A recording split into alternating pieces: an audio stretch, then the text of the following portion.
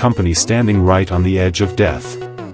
Only a few months of cash left, and then the man they once threw out walks back in. This is the story of Steve Jobs, not just the tech genius the world knows, but an artist, a rebel, and a relentless storyteller who changed how we live, work, and dream. This film is not just about his products. It is about the darkness he fell into, and the insane comeback that rewrote business history. Chapter 1, The adopted kid who wouldn't follow rules. Steve Jobs was born on February 24, 1955, in California. His biological parents gave him up for adoption, and he was raised by Paul and Clara Jobs, a working-class couple who promised to send him to college. From the beginning, Steve was different. He questioned everything, broke rules, and loved taking things apart just to see how they worked. As a teenager, he cold-called the founder of Hewlett-Packard and landed a summer job building electronics, simply because he dared to ask. Chapter 2, From a small garage to a global storm. In the 1970s, Silicon Valley was exploding with ideas. There, Steve met another genius, Steve Wozniak, a quiet engineer who loved building electronics for fun. Together, they started Apple in a small garage in 1976. Their first machines, Apple I and then Apple II, turned into a massive hit and helped kick off the personal computer revolution. Within a few years, Apple went public and Steve became a multimillionaire in his early 20s. In 1984, on a dark stage, Apple launched the Macintosh with the legendary 1984 commercial. For Steve, the Mac wasn't just a computer.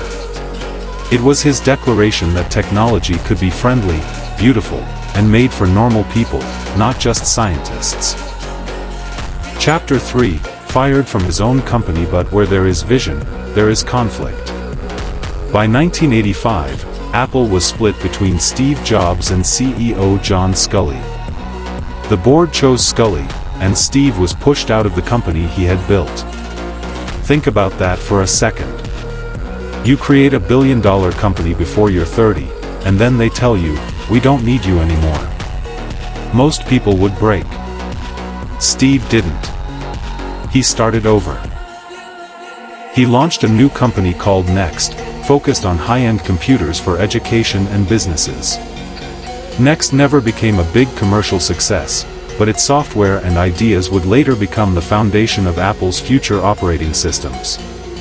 Chapter 4, Pixar and the power of imagination. During this same period, Steve made another crazy move. He bought a small computer graphics division from George Lucas. That little unit would become Pixar. At first, Pixar sold powerful graphics hardware, but the real magic started when they shifted to storytelling. Partnering with Disney, they produced the world's first fully computer-animated feature film, Toy Story.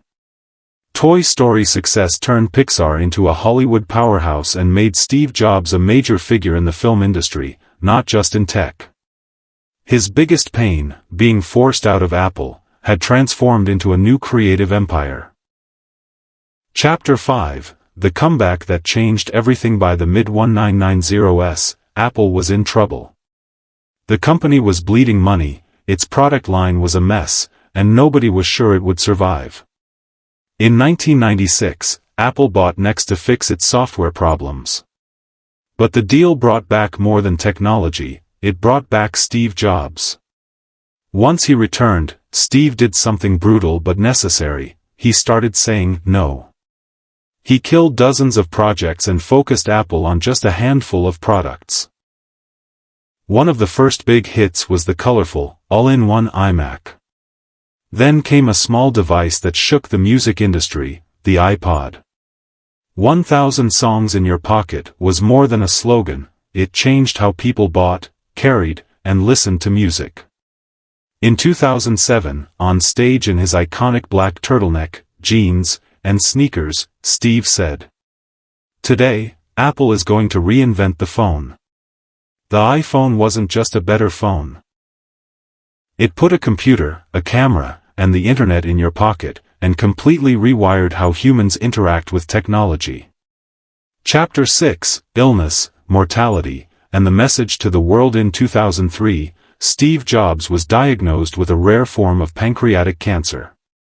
He explored alternative treatments, later had surgery, and eventually went through a liver transplant. His body grew weaker, but he kept appearing on stage, presenting new products with the same intense energy. In 2005, he gave a now legendary commencement speech at Stanford University. He told 3 simple stories, about connecting the dots, about love and loss, and about death. It wasn't a tech talk, it was a life talk. He ended with a line that would echo worldwide. Stay hungry. Stay foolish. Those 4 words captured his entire philosophy: never get too comfortable, never stop being curious, and don't be afraid to look crazy when you chase something you believe in. Final scene: what he left behind. On October 5, 2011, Steve Jobs passed away at the age of 56. The man was gone, but his fingerprints were everywhere, on our phones, our laptops, our movies, and even on how products are designed and launched. Maybe Steve's greatest invention wasn't a device at all. Maybe it was a mindset: respect design, fight for simplicity, and use technology to make humans more powerful, not more confused. So if you're watching this, ask yourself, what is your stay hungry, stay foolish moment? Steve's story is over, but the next crazy idea that might